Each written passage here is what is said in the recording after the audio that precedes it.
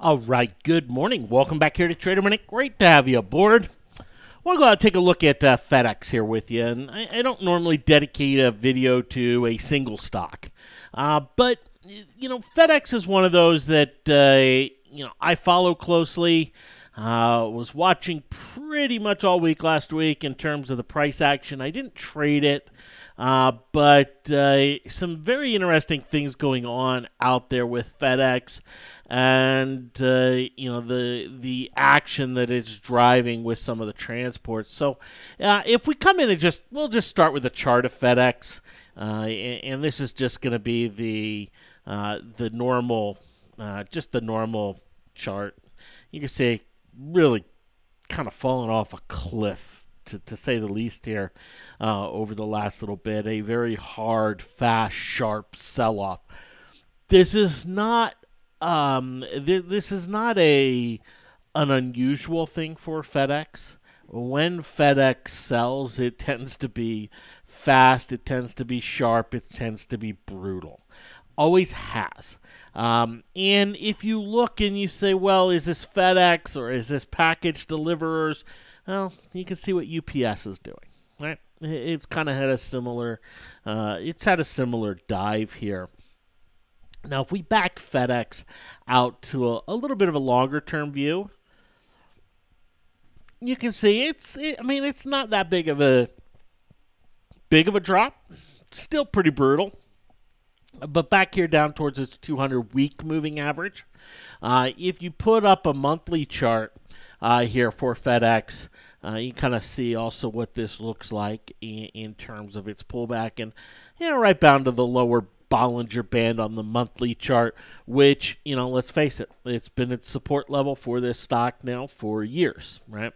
It was the support level in 2015, was the support level here in 2011. It took the financial crisis for, FedEx to break the lower level here of that, but monthly lower Bollinger Band levels, yawn. I don't get too interested in being a buyer of those, but the question comes down: is this enough of a pullback in FedEx for it to be a buy opportunity? Going forward, right? Now, whenever we have a pullback like this, something's happening, something's going on, something's taking place, and in the case of FedEx, it's more than just the market. Right? For a lot of stocks, it's just the market. You can just look at the market and you know why it's pulled back. For FedEx, it's a lot more than just the market. And it has been an ongoing saga here. And, there's this really interesting balance that, FedEx has had with Amazon. And Amazon has really increased the number of packages being delivered around the world. And, the rise of e-commerce, internet commerce, they've been a boon for FedEx and UPS and a lot of these other shippers. And, there's this company called Amazon, you might have heard of them, that's out there that has a huge distribution. And they're kind of tired of paying some of the rates that they're being charged by, some of the by some of the shippers, and so they've started getting into their own shipping and started to invest in themselves and invest in their own shipping networks, and they've been putting that together over the last couple of years, and it's starting to accelerate a little bit. And investors have known that this is something that's coming. They've known that this Amazon competition is coming, and what has been a real benefit for FedEx may actually turn into a competitor. But for a long time, it's been, hey, the volume of packages going out has been great enough to offset the risk of Amazon doing their own thing. Occasionally, we'll see FedEx pull back as there's worries about the U.S. Postal Service and if they're going to try to become a bigger competitor and drive pricing down in order to increase volumes, and those worries always weigh here with the stock and with what's going on in the stock. But this last week has been pretty brutal for FedEx.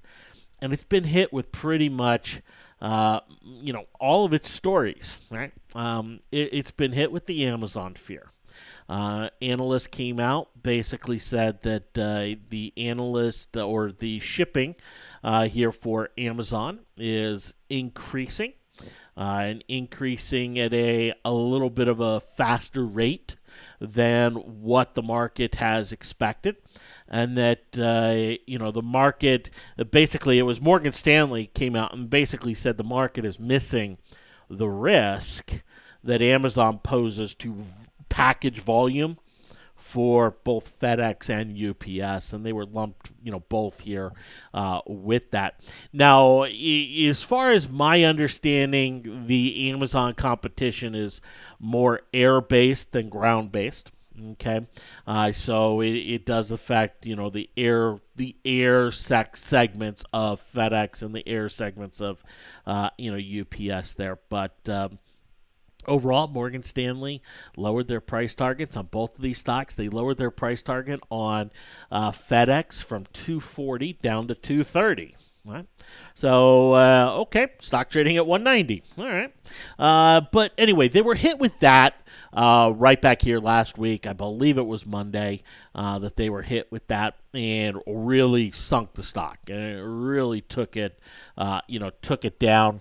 And that, we've seen this happen so often, so many other stocks, Whirlpool, Target, where when analysts start to talk about the Amazon effect and increased competition from Amazon, that's when the market gets a little nervous and really sells some of these stocks aggressively.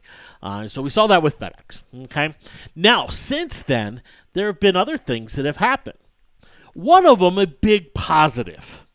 The big positive came from the Postal System Task Force, which, the USPS, United States Postal Service. And basically the task force came out and recommended that the USPS do what they can to, restructure and increase profits. Now you say, wait, what's the big deal? Well, they did not talk about gaining market share. Their pricing for the U.S. Postal Service, they recommended, needs to be targeted at profitability rather than volume. And so that's one of those where, okay, if they take that approach in price, they're going to keep pricing a little bit higher, which means FedEx, UPS aren't going to have to drop pricing to compete. And FedEx and UPS are going to be able to keep some of their volume without the USPS really kind of coming after and searching after their volumes. So net positive here for them. And, this came out on the 6th, and you could say, okay, stock was fairly flat. Rallied off of its lows, but nothing too dramatic there. Then the next day, FedEx came out and they basically fired their CEO of FedEx Express. The board replaced the CEO of FedEx Express and replaced him in what the market viewed as a very quick, very rapid decision, which FedEx normally doesn't do. FedEx tends to be a little bit slower when it comes to these things, but they've replaced him. Now you say, well, what's the big deal? Well, how does the market read that, right?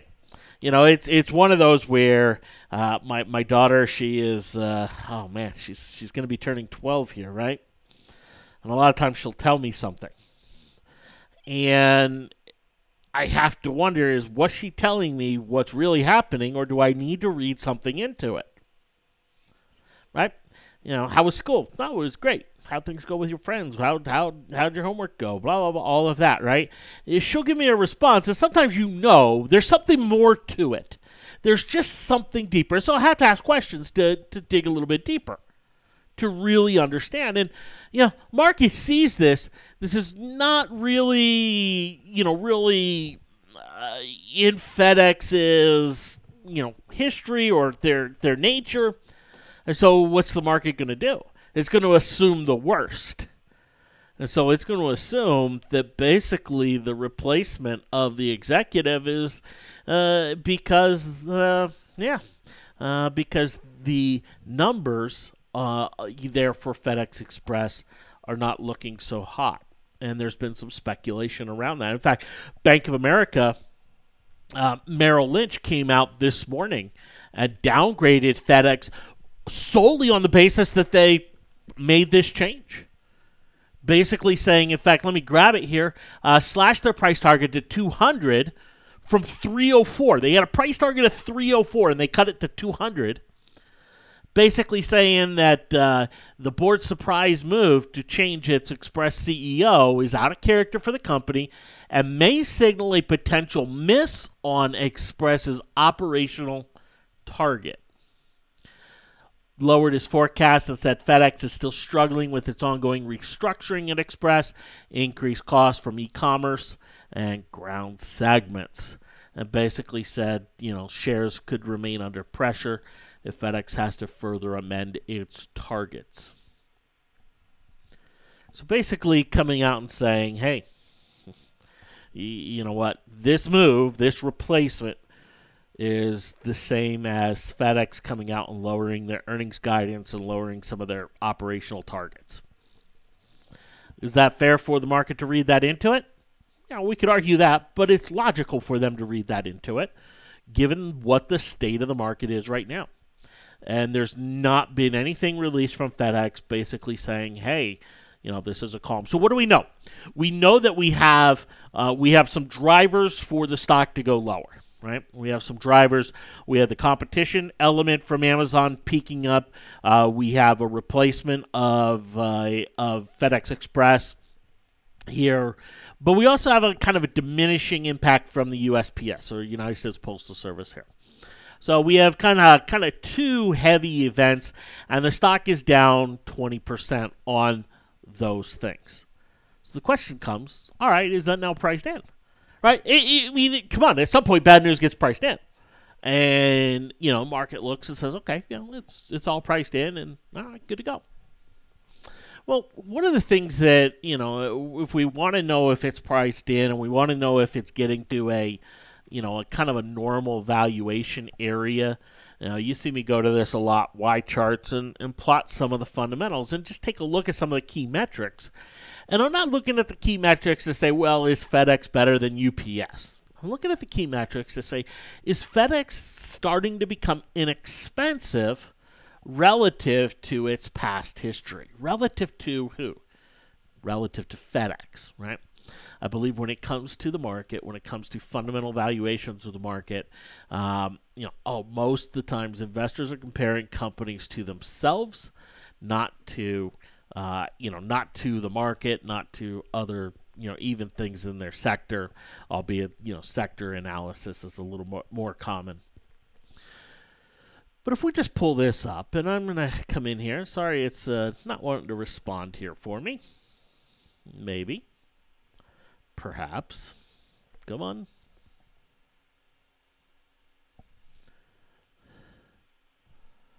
All right. Looks like the site is not wanting to respond here for me, so I'll give it for just 2 more moments here.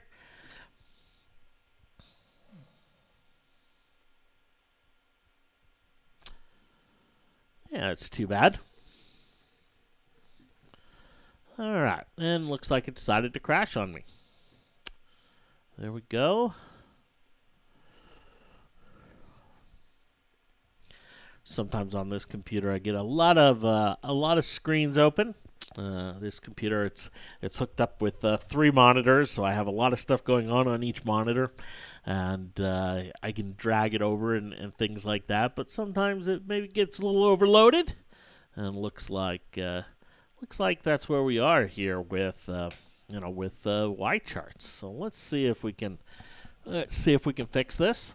As I'm talking, market's rebounding off of its lows here. We did see a 20K volume low here today, and we've seen the market pretty much path the least resistance be higher since, and it is continuing to track on higher. We might actually be looking at a market, that's close to going green. Yeah, we're about 10 points lower on the S&P, but we're 8 points higher on the Qs. So, if you're looking at the market from a tech standpoint, it's green.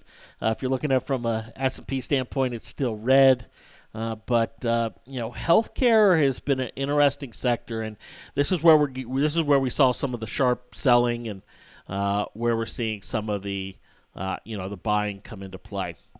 All right, I am going to restart this.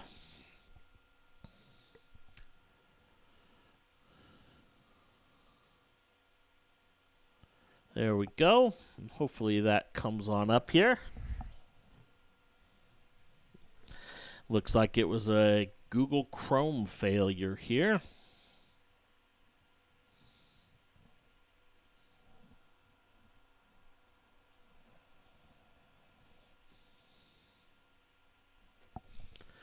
And it'll just take a second or two to snap back up here. But anyway, we're looking at FedEx and this pullback that FedEx has been on, this sizable pullback that FedEx has been on, and okay, is it getting into an area where you start to say, you know what, this is getting interesting. And to do that, I want to go pull up some fundamental charts. And, let's see here. Y charts is going to come on up for us this time. Looks like it's being kind here. There we go.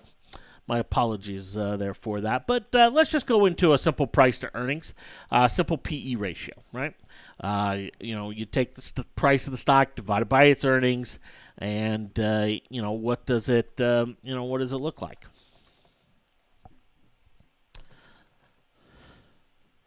All right, so PE ratio, there we go. And over the last 5 years, let's go compare it to 10. Here we are with a PE ratio of 10.94. This is the cheapest the PE ratio has been in a long, long time. Down at 10. You don't see that very often. When do you tend to see stocks where they trade at new lows on PE ratios? Well, you tend to see when they go through some sort of earnings compression, right? The market's basically pricing in an earnings drop and saying, hey, you know what? Yeah, the current PE ratio is going to fall on that, but we don't believe the earnings number is really going to be true. But we are talking about a very low PE ratio, a multi-year low in terms of PE ratio. Okay, what about price to sales? What's the price of the stock relative to its sales? Well, it's down here, 0.78. That was the low, or right around the low we saw here in 2016. Okay, in terms of the price of the stock relative to its revenue. Okay, so it's down here in terms of from a valuation, price to earnings, price to sales. It's getting into some really nice cheap zones. What about price to book, right? This isn't one that I think is the be-all, end-all. And for a lot of stocks, it's just going to move with the stock price. And with FedEx, that's all it is. It's just a metric that's going to move with the stock price, and okay, doesn't matter all that much. But here's revenue, right? Here's revenue, and revenue has been on the rise and has been accelerating. And we talked about what the fears are. The fears are that Amazon's going to cut into their revenue and their revenue growth, and that basically they're going to slash some of their operational targets when it comes to FedEx Express, and that might get dinged here. So revenues are nice. What about sales going forward? If we look at sales going forward, let's see here. They just changed this one in terms of, there we go, revenue estimates for current fiscal year. But you can see the estimates are for those revenues to continue to escalate here. So we have a company who's growing revenues. We have a company who's growing earnings. We have a company who's trading at a 10-year low on price to earnings ratio. and at a multi-year low on price-to-sales ratio. Is FedEx cheap here? Yeah. Has it priced in completely the negatives that are out there? That's always a nebulous question. But it has gotten cheap enough to where you can start to look at the stock and say, hey, where do we start to see buyers step in? You don't have to predict the bottom. You don't have to say, hey, you know what, it's going to bottom right here, right there. But where do we start to see buyers step in? So far, we really haven't seen that. It's been the case of, sell, sell, sell. Where do buyers kind of, really start to step in? Where do we see that takes place? Well, generally, it's relatively simple. When the stock starts to close above the prior day's high. What do I mean by that? Well, take a look at this sell-off right here. Right? When the stock closed above the prior day's high, it was right back here. After the bulk of the selling was done. On this 3-day slide, the next day closed above the high from the prior day. You'll notice didn't go and test new lows. Now, it didn't mean it wasn't choppy through a zone and everything else. But generally, after these big, hard sell-offs, all you have to look for is, when do buyers step in? When the buyers are willing to close the stock above the prior day's high. Are we anywhere close to yesterday's high? No, we're not even close, right? So it's not going to happen today. But tomorrow it could. Wednesday, Thursday, Friday. Whenever I have a stock that I look and I go, wow, this thing has been sold off and it's been sold off aggressively. It's cheap. When do I start to say, you know what, this is now getting worth it to put on my radar to buy options on? I want to see it close above the high from the prior day. Couple reasons. Number one is because generally it's a good sign that buyers are stepping back in, and it's going to take some time for buyers to completely step in. Number two is it's now starting to create some interesting risk-reward scenarios on the stock. And number three, and maybe most important, especially in an environment like today, the option pricing falls.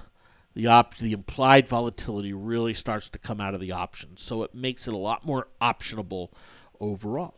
There's a lot of stock. There are a lot of stocks out there in similar positions. Here's Bank of America. Right? Here's Bank of America. When's the selling over? What do I want to see? Close above the prior day's high. We could see something fantastic and Bank of America fall $8 tomorrow and rally back and go green, and that'd be a little bit of a different scenario. But on a normalized basis, on these types of moves, close above the prior day's high.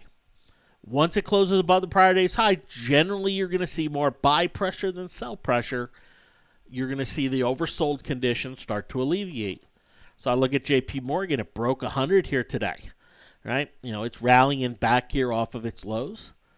But when some of the sharpest of the selling going to be over? When the stock closes above the prior day's high. And so I think that can be applied to FedEx, UPS, and some of these shippers and some of these transports where, yeah, you can go and try to predict the bottom and try to call the bottom. And, yeah, they're really oversold right now. FedEx here is, when you look at it, I mean, the CCI is oversold. The MFI is getting there, but, definitely oversold. But when is it more likely to start making some sort of an upward climb? Generally, when it starts to close above the prior day's high. And I would not be surprised to see it maybe down $2 or $3 tomorrow, and then on Wednesday close above tomorrow's high, and that kind of be the stabilization point, or be the point where you say, okay, this thing has changed. So FedEx here, yes, is it cheap?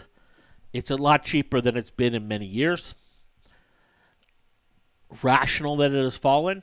Absolutely, especially in this market climate with the news that it's had.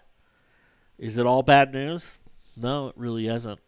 In fact, one of their biggest headwinds is, being kind of driven a little bit away.